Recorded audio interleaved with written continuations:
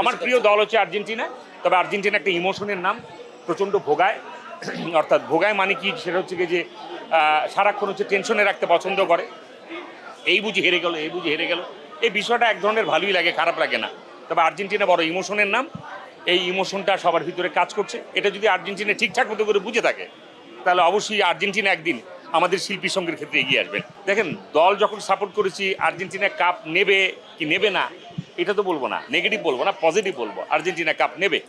তবে আর্জেন্টিনাকে একটা কথা আছে না, যে আপনি ছাত্র হিসাবে ভালো অঙ্কে ফেল হলে হবে না কিন্তু ভাই, ভালো খেলেই নিতে হবে। তো আর্জেন্টিনা সেটা প্রমাণ করবে, সে বিশ্বাস রাখি। যেদিন থেকে ফিফা আবিষ্কার হয়েছে, যেদিন থেকে বিশ্বকাপ শুরু হয়েছে, সেদিন থেকেই আপনার এই ধরনের কথাগুলি শুরু হয়েছে, যে জাস্টিস ইনজাস্টিস, এখানে ঠিকঠাক মতো উই ওয়ান্ট জাস্টিস, খেলার জায়গার থেকে ঠিকঠাক মতো করে ফেয়ার হয় নাই, এটা সেদিন থেকে শুরু হয়েছে।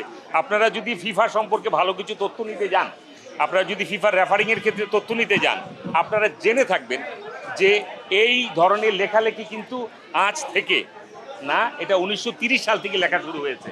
সো এগুলার কথা কিন্তু আজকে না, দিন শেষে জয়টাই হচ্ছে আসল।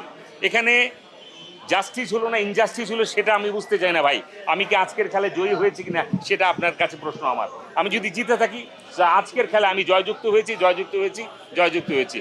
সো এই নিয়ে আর কোনো কথা আমি শুনতে চাই না। কিভাবে জিতলাম সেটা আপনি দেখবেন না, কারণ হচ্ছে গিয়ে যে আপনি চাইলে ওখানে গিয়ে প্রমাণ করেন। এখন পরীক্ষায় আপনি ফেল করবেন, তারপর আবার বলবেন, এই কথা তো আমি নেব না ভাই। আমার কথা হচ্ছে কি যে এই কথাগুলো 30 সাল থেকে শুরু হয়েছে। আমি আর্জেন্টিনার সাপোর্ট করি বলে না, কিন্তু আর্জেন্টিনার পক্ষে কিন্তু একবার আমি বলতে জানি ওই প্লেয়ারের প্রতি আমি খুব দুর্বল, আমি মেসির প্রতি দুর্বল, আমি মার্টিনেজের প্রতি দুর্বল, আমি এগুলো কিছু বলতে যাই না। কিন্তু আমি বলেছি আর্জেন্টিনা একটা ইমোশনের নাম, যে আমাকে ভোগায়, তাহলে তো আমি এই কথাটা বলতাম না, তাই না? তো দিন শেষে কি হয়, সে জিতে কিনা, খেলা শেষে কি হয়, সে জয় করে কিনা। খেলা শেষে যদি আর্জেন্টিনা সেমিতে উঠতে না পারে, আমি ধরে নেব আর্জেন্টিনা ভালো খেলে নাই।